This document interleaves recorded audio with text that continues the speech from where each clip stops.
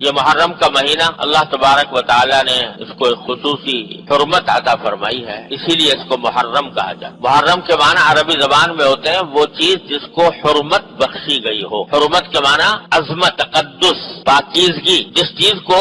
حرمت بخشی گئی ہو اس کو محرم کہتے ہیں عربی زبان۔ اور اس مہینے کو محرم اسی لیے کہا جاتا ہے کہ اللہ تبارک و تعالی نے اس کو خصوصی حرمت عطا فرمائی۔ یوں تو سارے ہی دن، سارے مہینے، سارے سال اللہ تعالی ہی کے پیدا کیے ہوئے ہیں۔ جس طرح اور دنوں میں سورج نکلتا ہے اور شام کو غروب ہو جاتا ہے، اسی طرح محرم کے مہینے میں بھی دن سورج کے نکلنے سے یا صبح صادق سے شروع ہوتا ہے اور غروب آفتاب پر ختم ہو جاتا ہے۔ لیکن اللہ تبارک و تعالی نے کسی خاص دن کو یا کسی خاص مہینے کو اپنی طرف سے ایک خصوصی تعلق عطا فرما دیا یہ میرا ہے، یعنی یہ میری عبادت اور میری حکم کی اطاعت کے لیے اس کو خصوصی حیثیت حاصل ہے، تو اس میں ایک تقدس پیدا ہو جاتا ہے۔ رمضان کا مہینہ ہے، اللہ تعالیٰ نے کہہ دیا میرا ہے، تقدس پیدا ہو گیا۔ اس کی مثال میں یہ دیا کرتا ہوں، جیسے بیت اللہ شریف ہے، وہ بھی پتھر کا بنا ہوا ہے اور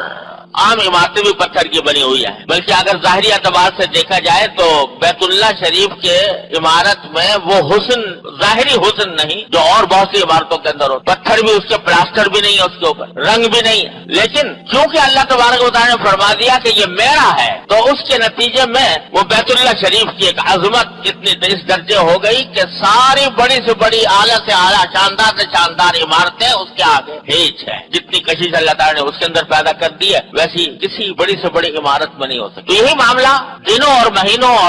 مہینوں اور ہفتوں کا ہے کہ اللہ تبارک و تعالیٰ جس کسی دن کو اپنی طرف منسوب فرما دیتے ہیں تو اس کی وجہ سے اس میں شرف پیدا ہو جاتا ہے، اس میں عظمت آ جاتی ہے، اس میں حرمت پیدا ہو جاتی ہے۔ یہ محرم کو بھی اللہ تبارک و تعالیٰ نے ایسا ہی مہینہ قرار دیا۔ اور یہ بات کہ محرم کا مہینہ خصوصی حرمت رکھتا ہے، یہ کوئی نئی بات نہیں۔ نبی کریم صلی اللہ علیہ وسلم کی دنیا میں تشریف آوری سے بہت پہلے سے اس مہینے کو حرمت والا مہینہ کہا جاتا تھا، کیونکہ اللہ تعالیٰ کا حکم تھا، تو جتنے انبیاء کرام علیہ السلام آئے وہ بھی اس کی عظمت اور حرمت کے قائل تھے۔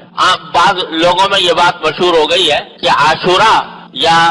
10 محرم الحرام کے دن کو جو خصوصی تقدس حاصل ہے وہ حضرت حسین رضی اللہ تعالیٰ عنہ کی کربلا میں شہادت کی وجہ سے ہے۔ بعض لوگ یہ سمجھتے ہیں، یعنی چونکہ حضرت حسین رضی اللہ تعالیٰ عنہ کی شہادت میدان کربلا میں 10 تاریخ کو ہوئی تھی، 10 محرم کو، اس واسطے وہ سمجھتے ہیں کہ عاشورہ کی یہ خصوصیت ہے اور عاشورہ کے اندر یہ تقدس ہے یا اس کی حرمت ہے جو وہ حضرت حسین کی شہادت کی وجہ سے وہ معزز اور مکرم ہو گیا۔ یہ بات درست نہیں ہے، اس لیے کہ محرم کی حرمت تو بہت پہلے سے چلی آتی ہے، انبیاء کرام کے زمانے سے چلی آتی ہے، اور حضرت نبی کریم صلی اللہ علیہ وسلم نے اس کی حرمت کا اعلان فرمایا، اپنی حیات طیبہ میں اعلان فرمایا، جبکہ حضرت حسین رضی اللہ تعالیٰ عنہ چھوٹے سے بچے تھے۔ لہذا 10 محرم میں حرمت اور تقدس اس واقعے سے پیدا نہیں ہوا، بلکہ اس کے برعکس حضرت حسین رضی اللہ تعالیٰ عنہ کی فضیلت اور ان کی عظمت کا یہ ایک مظاہرہ تھا کہ اللہ تبارک و تعالیٰ نے ان کو شہادت کا مقام عطا فرمانے کے لیے اس دن کو منتخب فرمایا جو پہلے سے مقدس چلا تھا۔ یہ ان کی عظمت ہے، حضرت حسین رضی اللہ تعالیٰ عنہ کی عظمت ہے، حضرت حسین رضی اللہ عنہ کی فضیلت ہے کہ ان کی شہادت جس دن میں واقع ہوئی۔ تو حقیقت میں یہ شروع سے اس کو، چنانچہ میں نے جو آیت آپ کے سامنے تلاوت کی ہے اس میں اللہ تبارک و تعالیٰ نے فرمایا کہ عدت الشہور عند اللہ 12 شہرا، کہ اللہ تبارک و تعالیٰ نے جو مہینے بنائے ہیں وہ کل 12 مہینے ہیں، اور یہ 12 مہینے اللہ تعالیٰ نے طے کر دیے تھے یوم خلق السماوات والارض، اسی دن جس دن کے آسمانوں اور زمین کی تخلیق فرمائی، ان کو پیدا کیا، اسی دن اللہ تبارک و تعالیٰ نے یہ 12 مہینے مقرر کر دیے تھے کہ 12 مہینوں کا ایک سال ہوا کرے گا۔ کفار اور مشرکین جو ہیں وہ اپنی ذاتی اغراض کے تحت مہینوں میں آگے پیچھے کرتے رہتے تھے، تو اس کا ذکر کرتے ہوئے فرمایا کہ 12 مہینے اللہ تعالیٰ نے پہلے سے مقرر کر رکھے ہیں، منہا 4 حرم، ان 12 مہینوں میں سے 4 مہینے اللہ تعالیٰ نے حرمت والے رکھے ہیں، ان میں سے